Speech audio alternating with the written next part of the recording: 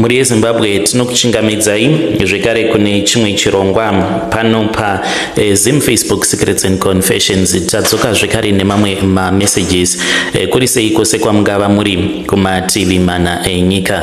Tadzoka nawo ma confessions. Have you already started following us on Facebook, guys? If not yet, tiriku tsvakawo support, tiriku kumbirawo support yenyu ku Facebook page redu rinonzi The Charowas. Munhu wose ane Facebook, just try to follow us kunyangwe musingafarire zvatinenge tichiita ku Facebook kuti tinge tichingowedzera number ku Facebook ikoko. Regedzai tibva tapinda muma messages edu atadzoka takakubatirai. Hey, ndiri kuverenga straight from the phone. Nasi phone iri kuramba kuconnecta ne laptop kuti ndingosenda ma messages acho ku laptop. Message yedu yekutanga yakamira sekudai so.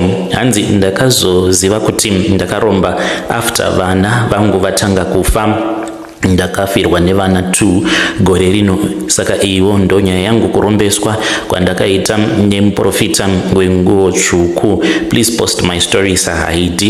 Inini ndiri murume uye zvekare ndine makore 39 years ekuberekwa.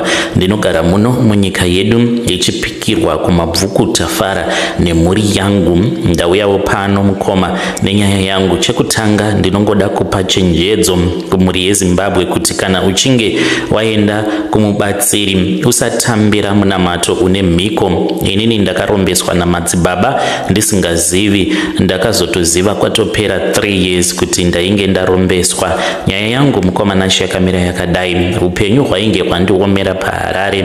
Ndainge ndadzingwa basa kukambani yandaishanda inogadzira chingwa. Ndakasiyiwa ndisina pekutangira.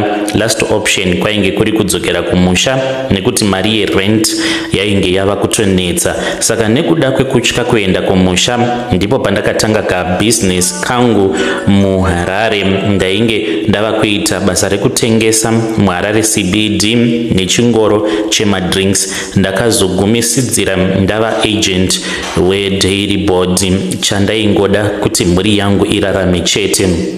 But zvaisava nyore mukoma nekuti ndaishanda necommission. Dzimwe nguva ndaiwana, dzimwe nguva ndaishayiwa, asi mhuri yairarama hayo. But zvaisandigutsa mupfungwa dzangu. Ndaingozviudza kuti pane ari kundiroya, ndiri kuroyiwa. Pfungwa idzi dzaindibata nekuda kwekusagutsikana nezvinhu zvandaiwana, nekuti ndaiona sekunge ndisiri kutengerwa.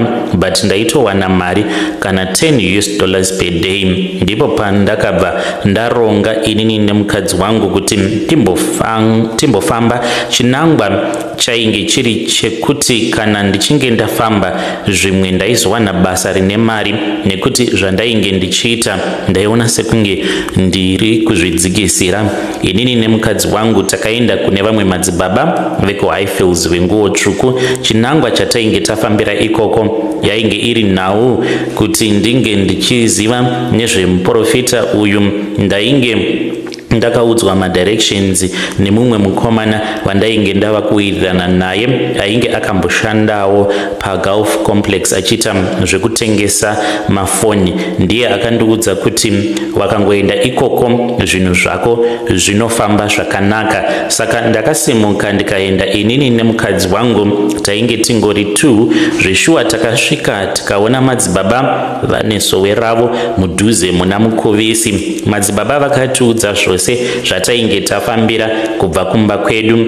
Saka mutsananguro dzavo vakazondiudza kuti matambudziko andiri kusangana nawo muupenyu zviri kukonzerwa naambuya vangu. Ndivo vasiri kuda kuti ndinge ndichibata chipenyu mulife. Inini ndakava nekutenda kuti mbuya vangu zveshuwa ndivo vanogona vaine something chavanoziva pandiri, nekuti kubva tichikura taingonzwa kuti mbuya vanoroya. Nekuti zvakamboitika rimwe gore ndezvekuti pakauya tsika mutanda kumusha kwedu, mbuya vangu vakabatwa nemuteyo uyo wainge wateiwa natsikamutanda watsikamutanda. Vakareurura kuti vane zvikwambo zvavo zvinogara kugarden zvakaenda zvikanotorwa zvikwambo izvi natsikamutanda, vakanzi havasisina chinhu.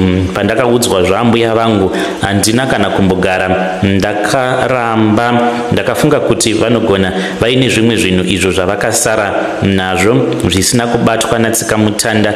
Plazi chakandipa kutenda kunyaya iyi ndechekuti yaiva first time yangu kusangana nemuprofita uyu. Saka nyaya yaambuya yaakataura kureva kuti ainge atoibatawo pamweya. Madzibaba vakazonditi ndoda kuti uite a go back to sender, uraye muroyi wako. Ndakabva ndanzi unoenda kumusha kwenyu wonokora tsoka yaambuya vako.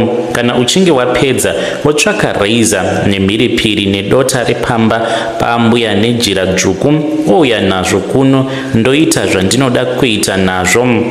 Inini semunhu aida kupona handina kuita chinono. Ndakaenda kumusha ndikasvika semunhu ainge angoshanyawo. Ndainge ndakatengera mbuya vangu chikafu chekungovhara ma1 kuti vasafungira kuti ndine zvandainge ndavinga pamba pavo. Ndakaita mazuva 2 ndiripo, ndikatora zvose zvandainge ndanzi nemubatsiri nditore. Ndakazodzoka kuHarare, ndakabva ndazoenda nezvinhu zvandainge ndauya nazvo kumasowe kwemubatsiri. Akasota apedza akandipa hoko akanditi ndinoenda nazvo kunokanda pamaradzano, asi hoko imwe chete yakanzi inofanira kugara iri mumbiya ine mvura zveupenyu hwose. Hoko iyi ine mhiko dzekuti mumbiya hamufanire kuti munge muchizopera mvura zvachose. Ndaitevedzera minamato yandainge ndanzi ndiite pandakaitirwa munamato. Hapana kuita 3 weeks gogo vangu vakangodonha vari kugarden vakabva vafira ikoko. Kufa kwakaita gogo vangu parufu rwavo pakaitika mashura. Vanhu vainge vari mumba vakagarira chitunha vakamuka vari panze vose. Chitunha chainge chiri mumba choga. Ndicho chishamiso chakaitika pekutanga. Vanhu havana kuda kufamba havo nekuda kwezvitendero zvainge zviripo zvakasiyana siyana mudzinza. Ambuya vangu vakazovigwa havo, but inini ndaitoziva kuti ndainge ndiine hand pakufa kwaambuya vangu. Kubva pakafa ambuya vangu upenyu hwangu hwainge hwava nedirection. Ndava nemari, kwete yakawanda hayo, asi mari yekurarama nemhuri yatovapo. Asi ndava kusangana nematambudziko muupenyu hwangu. Dambudziko rangu rakatangira apa. Ndine mwana ainge ari form 4 akafa achinyora bvunzo dzake dzeform 4 muna Oktoba. Mwana uyu akafa mushure mekunge angoti musoro. Saka kufa kwakaita mwana uyu kwakaita kuti ndisazorora, nekuti mugore rino imomo ndainge ndambofirwa nemwana mucheche. Mwana uyu akafa muna January, ainge ari form 4 akangorwara futi musoro zvezuva rimwe chete ndokubva afa. Asi vamwe vadzidzi vainge vainaye vanoti akangoti musoro wangu watsemuka nekuti ndarumwa nenyoka. Pakafa mwana wangu weform 4 ndipo pandakaronga zvekuti timbofamba dzimwe nzvimbo tinzwisise kuti chii chiri kuitika. Patakafamba ndipo pandakanobata nhau yekuti ndakaromba urombwa hwangu ndihwo huri kudya vana vangu. Chava kundinetsa mukoma ndechekuti urombwa uhwu hwakabva kupi. Ndinoshayiwa kuti wakauya sei mumaoko angu, nekuti muupenyu hwangu handina kumbobvira ndakaenda kun'anga kana kunobata mishonga. Vabatsiri vaingondibatsira vainge vari maprofita ekumasowe. Saka kwese kwandiri kufamba ndiri kuudzwa same thing kuti baba makatora chikwambo chichapedza dzinza renyu rose kusara pasina kana chinhu munhu mumwe chete. Saka pandakadzokera kuna madzibaba vakandibatsira pekutanga vakanditi ivo vanoda mombe 6 kuti vakwanise kuenda neni kugomo kuti tinorasa mbiya nehoko. Zvavakandipa ndiko kuti hondo yava kutevera dzinza rangu inge ichizodzikama. Inini mombe dzacho handina. Ndambozama kutenderera ndichitsvaka vabatsiri asi ndiri kungobata nauye urombwa hwenyoka yandiri kunzi ndinayo. Ndauyawo pano padare renyu ndiri kutsvaka help kumhuri yeZimbabwe. Ndinoziva kuti ndakakanganisa, asi ndiri kutsvakawo mubatsiri anoziva zvaanoita asingabhadharise, nekuti mari chaiyo handina, nekuda kwekuti matambudziko ava kundiwira awandisa. Saka kana paine vanokwanisa kunge vaine information yekuti ndobatsirwa kupi, makasununguka kupa mukoma Nashi namba dzemubatsiri. Muri yeZimbabwe ndo message iyo yandakatumidzirwa ichibva kuna mukoma vedu. Ngatizamei kuti tinge tichitaura navo mucomments. Hey, zvakangoma hazvo veduwe, ngatizamei kuti tinge tichitaura nezvayo nyaya iyi mucomment section.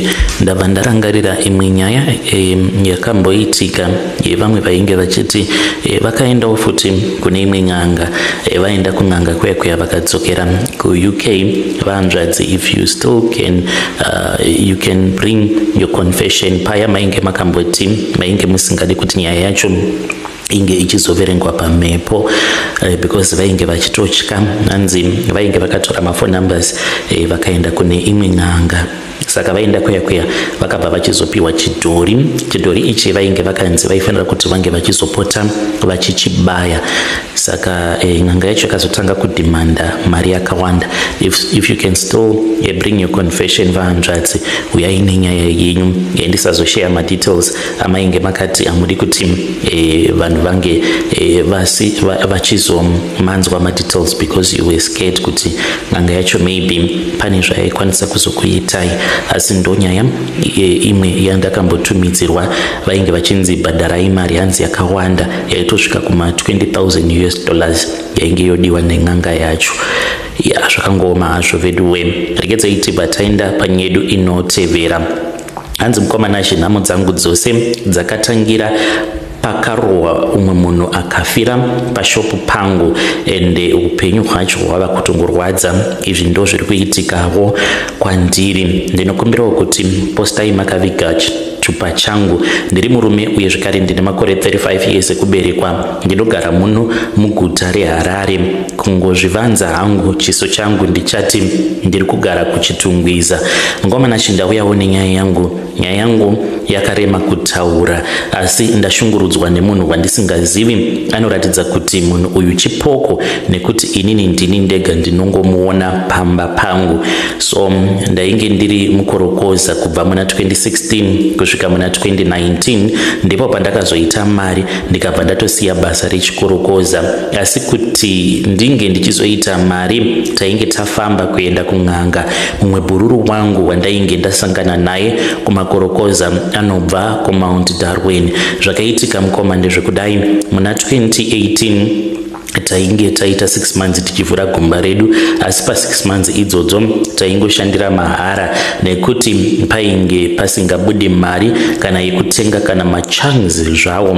Taishanda 33 nemabhururu angu andainge ndangosangana nawo musango imomo. Pahutatu hwedu, inini nemumwe ndichamuti Sam, kuti zvireruke kutsanangura nyaya yangu, asi handiro zita rake chairo. Inini naSam ropa redu rainge rakapindirana zvekuti vanhu vaifunga kuti tiri hama nehama, asi taingovawo vanhu vainge vasangana musango tichingoitawo chikorokoza. Patakavhura gomba iri taive vatatu yedu, asi padeal chairo tainge tiri 2. Tainge takaronga kuti tikasvika pane mari mumwe wedu wechi3 tichabva tamudzinga, tobva tachizosara tichidya mari tiri 2. Asi masango akaita matema, 6 months pasina kana chainge chaoneka. Ipapo nekuda kwekusunga kwezvinhu musango, Sam akazouya nepfungwa yekuti timbofamba muchivanhu tifambirewo gomba redu, nekuti kuchikorokoza vanhu vanobhilivha kuti gold rinotobva kuvadzimu. Saka takasimbisana inini naSam kuenda kun'anga, asi hatina kuenda kun'anga dzemuno muZimbabwe. Takaenda kuri kuMozambique kune imwe n'anga yainge ichizivikanwa naSam. Tava kuMozambique takasvika pamba pasekuru ava vainge vari vechikuru.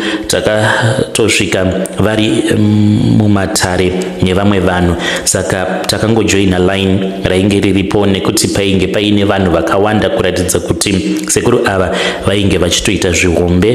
Takazopinda mumatare nasekuru zuva rainge ratoenda. Sekuru ava takavaudza nyaya yatainge tafambira kubva kuZimbabwe. Inini handina zvandaitaura, mumwe wangu ndiye aitaura nekuti ndiye ainzwa language yeikoko. Inini ndaingogutsurira musoro kunyange ndisina kana chandainge ndichinzwa hangu. Chinhu chandinoziva ndechekuti ndakazopiwa mushonga, asi mushonga wandakapiwa chakanzi hatifanire kukwira nawo bhazi nekuti kana tikakwira nawo bhazi unokonzeresa kufa kwevanhu mubhazi kana accident murodhi. Saka taifanira kufamba netsoka dzedu. Takabva kuMozambique netsoka, takaita 6 days kuti tinge tichisvika kuMazowe nemushonga wedu. Patakasvika pamaini, takasvika musi wechisi, taitoziva kuti painge pasina munhu. Takavhura mushonga wedu, mainge muine zvinhu zvinenge zviyo zvaiva muhari. Takamwaya mishonga iya pagomba redu, asi takazviita pasina kana munhu ainge achiona. Kunyange mumwe wedu hapana chaainge achiziva kuti ndizvo zvatainge taronga. Hari iya takabva taicherera pamaini ndizvo zvatainge taudzwa nasekuru. Vakabva vati mbhadharo wangu kana muchinge maita mari yekutanga ndinodawo 70%. Saka patakaita mari yavo yakauya ikatorwa neshiri, tikabva tatobudana. Patakamwaya mishonga tainge takanzi nasekuru, kana muchinge mamwaya mishonga pabasa penyu munofanira kuzoita 3 days musina kushanda. Asi painge paine mhiko dzekuti isusu pautu hwedu hatifanire kutanga kupinda mugomba. Takatevedzera. After 3 days takadzokera kubasa. Takadzikisa mumwe wedu netambo kuti ange achienda pasi. Tambo yaiva itsva isina kumbobvira yakashanda, asi yakangodambuka. Munhu akabva anowira mugomba ndokubva atofira ipapo. Mumwe wedu afa. Takaenda naye kumusha kwavo achingonzi awira mugomba akafa. Zvainge zviine mawitness nekuti panzvimbo yataishandira painge pari pamaini, painge paine vanhu vainge varipo vaishandawo. Saka zvakaitika mumaziso mevanhu. Tabva kunoviga bhururu wedu, ndipo pakazotanga kushanda. Patakazotanga kushanda mugomba riya, takatanga kuita mari. Takaita mari mukoma, kwete zvekutamba. Vanhu vakafambisa mbiri yekuti gomba redu ndere mushonga. Kunyange chaiva chokwadi, asi taizviramba nekuti taitya kuzobatwa nemhosva yekuti tainge takachekeresa munhu akafira mugomba medu kuti tiite mari. Tava muna 2019 ndainge ndava nemari, asi kugomba redu kwainge kuchiri kungoita mari, asi rainge rava kutyisa kushanda nekuti rainge rava kupota richifira vanhu kusvika muridzi wemaini ati ngapachimbomirwa kushandwa nekuda kwematambudziko ekuti vanhu vainge vava kufa padiki. Kuvhara kakaita gomba redu, inini ndakabva ndatosiya zvichikorokoza. Inini naSem takabva tapesana, asi inini handina kubuda muMazowe. Ndakabva ndatanga business rezvematakshop pamwe chete nekutenga goridhe. Mukoma iye zvino ndava nemari, ndine mari dzangu, asi kunyange ndava nemari kumba handisi kurara nekuda kwemashiripiti ari kuitika. Mashiripiti aya akatanga mushure mekunge pashopu pangu parohwa munhu akafa. Zvakaitika ndezvekuti pashopu pangu panoitwa zvesnuka nebar paside. Ndakabva ndachizoona vamwe vakomana ava vaipota vachiuya vachiita noise, ndikavadzinga. Saka vairamba vachingodzoka apa ivo vanofarira noise. Uye zvekare panouya vanhu vanenge vachida kufara vachibva munzvimbo dzakasiyana-siyana, ende vanenge vari makorokoza. Ende semakorokoza munokomaziva kuti anonetsa kukontrola. Saka zvinonzi makorokoza vakazonetsana pachavo mukurwa kwavakaita. Pane mumwe murume anonzi akarohwa zvakaipisisa akabva afa, asi vanhu vakaita zvinhu izvi vainzi anenge mashurugwi nekuti akaita zvekutemwa nemabhemba akafa. Asi murume uyu ainzi ainge aine mari, ndiyo yainge ichidiwa nevanhu avo vakamuponda. Saka kufa kwakaita murume uyu ndipo pakatanga kuzosimuka mhepo dzakatangira kusimuka kushopu.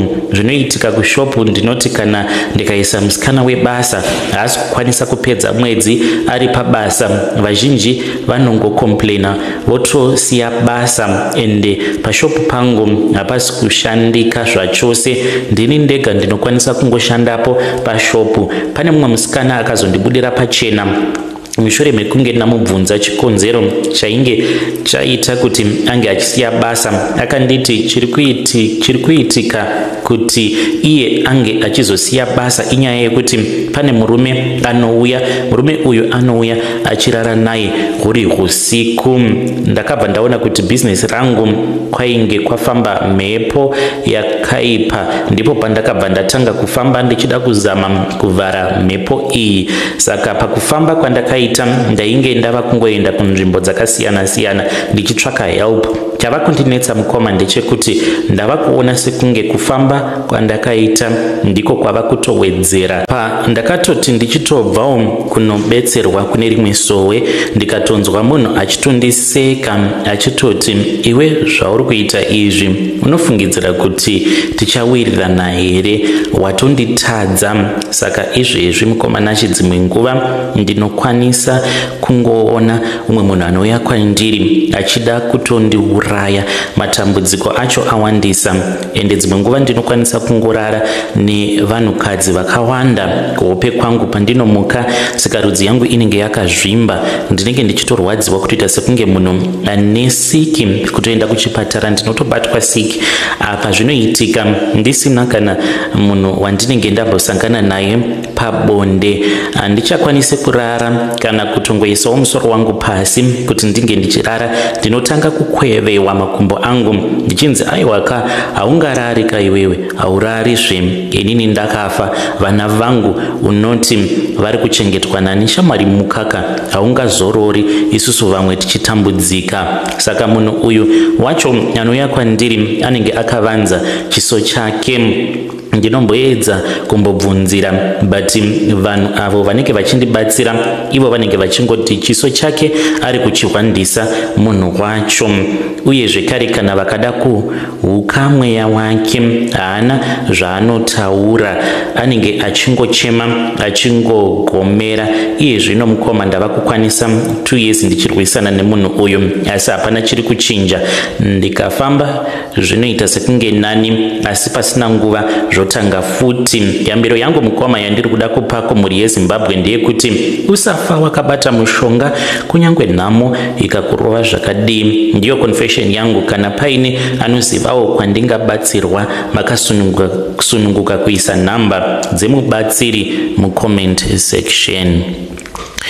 Vedare ndo message iyo yandakatumidzirwa ichibva kuna ichibva kuna mukoma vedu. Ngatizamei kuti tinge tichitaura navo mukoma vedu ava mucomment section. Zvakangooma azvo vedu we. Hanzi vakarombera chikorokoza, kana kuri kunzi wakamboitawo basa iroro rekukorokoza, please feel free to come to our inbox and then you share with us your own confession. Regedzai tibva taenda panyaya yedu inotevera. Nyaya yedu inotevera yakamira sekudai. Hanzi makadi zvenyu mukoma, ndinokumbirawo kuti munge muchindiposterawo nyaya yangu makavikawo chitupa changu. Vakandiresva ndiamai vangu, nekuti amai vangu ivo vainge vari muroi. Saka zvakaitika mukoma ndezvekudai, amai vangu ivo mukukura kwedu vainge vakavenga inini nekuti vainge vachinditemerera nyora dzeuroi. Saka kana uchitemererwa nyora dzeuroi zviya, amai vako vanototi vange vachitovenga iwewe nekuti vanenge vachida kuzokusira nhaka, ndokusaka uchizova uri mwana anenge akavengwa.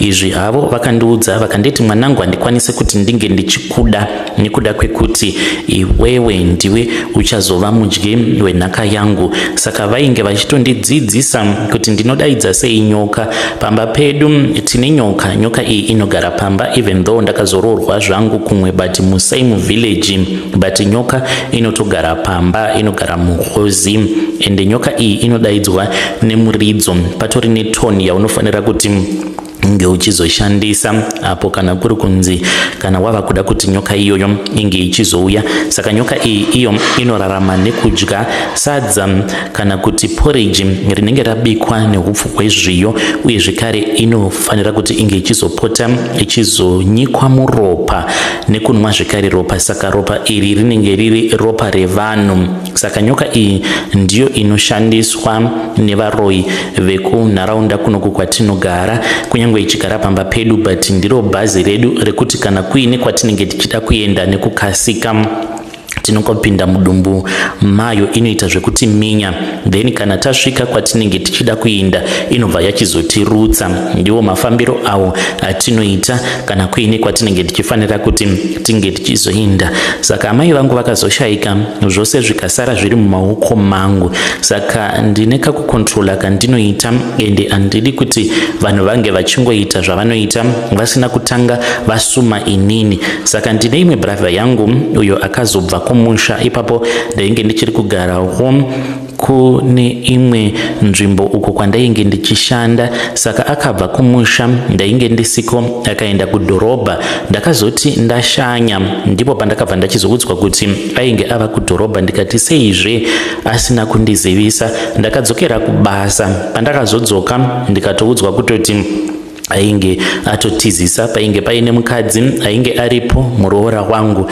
Ndakaramwa ndikadzokera kubasa. Ndikati hamungaunzi mumwe munhu mumushazve musina kundiudza. Takatanga kunetsana nehanzvadzi yangu. Ndakamboedza kuti ndinge ndichisunga mbereko yemuroora, ndichiitira kuti kana ndikagara ndasunga mbereko yake zvinoreva izvo kuti vaizorambana, because ndainge ndichizviziva kuti hanzvadzi yangu yainge ichazodawo vana, then mukadzi anenge achitadzawo kuti ange achiitawo vana. Uye zvekare ndainge ndava kumutumidzira mamhepo awo andainge ndichimutumidzira dzainge dziri mhepo dzekuti ange achizotanga kuchiva vamwe vakadzi, ndichiitira kuti izvi kana kuri kunzi zvikaitika zvainge zvichazoreva izvo kuti vainge vachazotanga kunetsana, marriage yavo yainge isingazofambi zvakanaka. But muroora akaramba akangomira pachitendero chake achinamata zvekuti kunyangwe ainge akambohurirwa nemurume but aisadzokera kumashure. Saka ndaishaya mukana wekuti ndinge ndichikwanisa kupinda mumba kuti ndinge ndichizomugadzira zvekare nekumurarisa nenyoka yangu, kuitira kuti ange achizosemewa nebrother yangu. Saka akazoti mwana akura, mwana wehanzvadzi yangu musikana ainge atowana murume uyo ainge achida kumuroora. Ndikati iwewe ndiwe ani wekuti ungati uri kuda kuti unge uchizova uri iwewe unotanga kuchata mudzinza? Because matauriro aakaita akati ndoda kuti ndinge ndichizova inini ndichanzi ndini ndakatanga kuchata mudzinza. Saka zvakangondibhohwa. Ndikati kwaisusu ingawani tine vana vasinawo kuchata vakangomitiswa. Saka naizvozvo haufi wakachata. Kana kuchazonzi kuchawana umwe achazochatawo mudzinza, but not iwewe haufi wakaunhuhwidza muchato. Saka ndomhiko idzodzo idzo dzandakaita, ende akazotomitisiwa nebest friend yemurume uyo ainge achida kuzomuroora nekuchata naye. Ndomhiko dzandakamuitira. Izvezvi mwana uyu ari kuJoni. Chinondirwadza paari mwana uyu ndechekuti akapiwa zita rangu ndisazita, but ndakatadza kumutemerera nyora dzehuroyi. Dai kwanga kuri kunzi ndainge ndakakwanisa kumutemerera nyora dzehuroyi kubva achiri mwana mudiki, ndingadai ndakamutendedzawo kuti anga achizochata. Ndinomuitira utsinye kuJoni kwaagere ikoko. Kana ndikazvifunga ndinokwanisa kungotora madota awa ndinoenda nawo ndonomasiya usiku hwose anenge ari pamusoro peguva, then mangwana acho makuseni ndomukirako kumakuva vanhu vasati vatanga kufamba zuva risati ratombobuda, ndobva ndafuridzira ndakatarisa kuSouth Africa. Kana ndikagara ndafuridzira kudaro, izvi ndinozviita pamazuva ake andinoziva kuti anenge ava kufanira kuti ange achiwana mari yake yepay. Kufuridza kwandinenge ndaita madota otorwa nemhepo ndozvinongoitikawo kana abata mari. Haana chaanokwanisa kuti anga achizoita nemari iyoyo. Kana akangowana mari, maproblems anenge ari hobo akamuwandira. Vedare ndo message iyo yandakatumidzirwa ichibva kuna pakaipa, ichibva kuna vatete avo. Ngatizamei kuti tinge tichitaura navo vatete ava mucomment section. Zvinongorwadza hazvo kuti munhu unonzi unofuridzirwa mhepo yekuti kana ukanzi wabata mari iyoyo inowandirwa nekurongwa zvekuti hauna chaunozombofa wakakwanisa kuita nemari iyoyo. Kune vanhu vane utsinye kunze uko, but ngatizamei kuti tinge tichitaura navo vatete ava. Zvimwe kuda vanokwanisa kusiyana nawo mabasa avo awa avanoita akaipa. Let us try to talk with in the comment section. Ngatisanganei zvekare mune zvimwe zvirongwa zvinotevera. Pane imwe nyaya iyo yandaverenga kuZim Confessions backup. Vahanzvadzi vedu avo vari kuti ivo vari kuona hanzi chipoko chehanzvadzi yavo hanzi vakashayikirawo muaccident pabhazi riya rakaita accident rekwaDNC. Saka munokwanisa kuenda kuZim Confessions backup munoteerera nyaya yacho panapa paYouTube. Ndichaisa link mucomment section.